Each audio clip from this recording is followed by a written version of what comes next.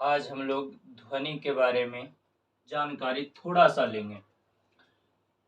ध्वनि को अंग्रेजी में साउंड कहा जाता है। ध्वनि को अंग्रेजी में साउंड कहा जाता है। इसे आवाज भी हम लोग कहते हैं। कह रहा है कि जिससे सुनने की संवेदना होती है उसे ध्वनि कहते हैं। जिसको कान में पड़ने से लगता है कि कुछ सुनाई दिया, संवेदना उत्पन्न होता है, उसको हम लोग ध्वनि कहते हैं या आवाज कहते हैं। ध्वनि एक तरंग ऊर्जा है। ध्वनि क्या है? एक तरंग ऊर्जा है। तरंग कहते हैं झोंका को, जो आ करके तुरंत भर में चला जाता है, तो उसे हम लोग तरंग कहते हैं। तो ध्वनि एक तरंग ऊर्जा है। ध्वनि की उत्पत्ति कंपन से होती है। अगर कोई वस्तु कंपन ना करे तो ध्वनि उत्पन्न नहीं होता है। ध्वनि को उत्पन्न करने के लिए कहीं न कहीं कंपन होना जरूरी है। ध्वनि बिना माध्यम के गमन नहीं करती है। ध्वनि को चलने के लिए माध्यम होना चाहिए, यानी कि किसी न किसी प्रकार का पदार्थ होना चाहिए, तभी ध्वनि चलती है एक जगह से दूसरे जगह, अन्यथा एक स्थान से दूसरे स्थान तक नहीं पहुंच पाती है। इसको चलने के लिए ठोस, द्रव्य या गैस कुछ भी होना चाहिए, अन्यथा यह एक स्थान से दूसरे स्थान तक नहीं जाती है।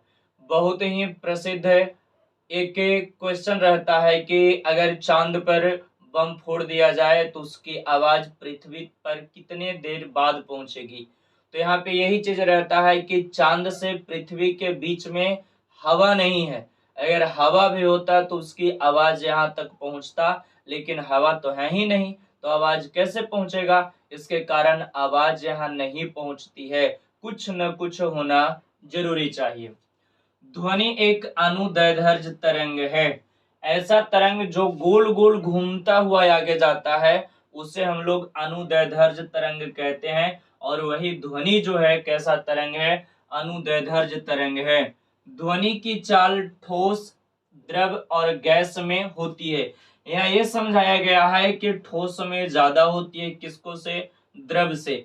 और द्रव में ज्यादा होती है किसको से? गैस से। इसका मतलब है कि सबसे ज्यादा ठोस में चाल होता है, फिर द्रव में होता है और फिर गैस में चाल होता है। सबसे ज्यादा कहाँ हो रहा है ध्वनि का चाल? ठोस में होता है। ध्वनि गोल गोल घूमता हुआ कानों में प्रवेश करता है। हमारा जो ध्वनि है जो कान में प्रवेश करता है वह गोल गोल घूमता हुआ प्रवेश करता है। ताप बढ़ाने पर ध्वनि का वेग बढ़ता है। अगर ज्यादा टेम्परेचर है, ज्यादा गर्मी है, तो ध्वनि का जो चाल है वो बहुत तेज हो जाता है। इसका मतलब बहुत दूर तक जा सकता है ध्वनि। आर्द्रता बढ़ने पर ध्वनि का वेग बढ़ता है। आर्द्रता बढ़ने का मतलब जैसे पानी जैसा मौसम हो गया हो, हवा में पानी की उपस्थिति हो गया हो, तो उस स्थिति में भी आवाज बहुत दूर तक चली जाती है।